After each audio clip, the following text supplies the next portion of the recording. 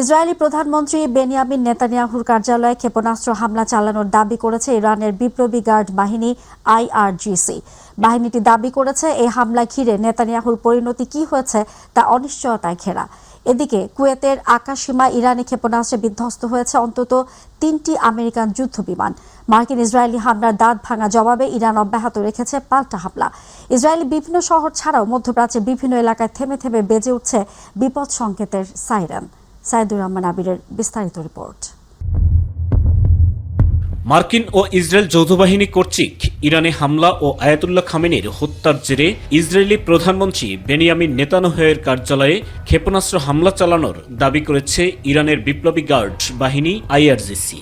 নেতানিয়াহুর কার্যালয় ছাড়াও ইসরায়েলি বিমান বাহিনী প্রধানের সদর দপ্তরকে লক্ষ্যবস্তু করেছে ইরান।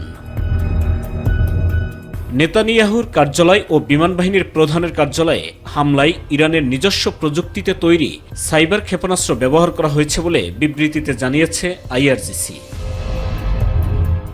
ইসরায়েলের দখলকৃত ফিলিস্তিনের জেরুজালেম শহরে আঘাত হেনেছে ইরানের একটি ব্যালিস্টিক মিসাইল। এতে নিহত হয়েছে 9 জন। ইসরায়েলে পরিচালিত ইরানি হামলায় এখন পর্যন্ত 777 জন ইসরায়েলিকে দেশটির বিভিন্ন হাসপাতালে ভর্তি করা হয়েছে। ইসরায়েলে রকেট হামলা করেছে লেবাননের সশস্ত্র গোষ্ঠী হিজবুল্লাহ। এর জেরে লেবাননে ইসরায়েলি হামলায় 31 জন নিহত হয়েছে। মধ্যপ্রাচ্যের দেশ কুয়েতের আকাশে যুক্তরাষ্ট্রের কয়েকটি যুদ্ধবিমান বিধ্বস্ত হয়েছে বলে দেশটির সামরিক বাহিনী নিশ্চিত করেছে। সোমবার সামাজিক যোগাযোগ মাধ্যম এক্সে দেয়া এক বিবৃতিতে এ তথ্য জানায় কুয়েতের প্রতিরক্ষা মন্ত্রণালয়। ভূমধ্য সাগরীয় অঞ্চলের দেশ সাইপ্রাসের আক্রোতিরিতে অবস্থিত ব্রিটিশ বিমান বাহিনীর ঘাঁটিতে ড্রোন হামলা হয়েছে। সোমবার সকালের দিকে ঘাঁটিটির রানওয়েতে একটি বিস্ফোরকবাহী ড্রোন আছড়ে পড়েছে। ইরানিয়ান রেড ক্রিসেন্ট সোসাইটি জানিয়েছে দেশ জুড়ে মার্কিন ইসরায়েলি চলমান হামলায় কমপক্ষে 555 জন নিহত হয়েছেন। এছাড়াও মার্কিন ইসরায়েলি যৌথ হামলায় কমপক্ষে 131টি ইরানি কাউন্টি ক্ষতিগ্রস্ত হয়েছে।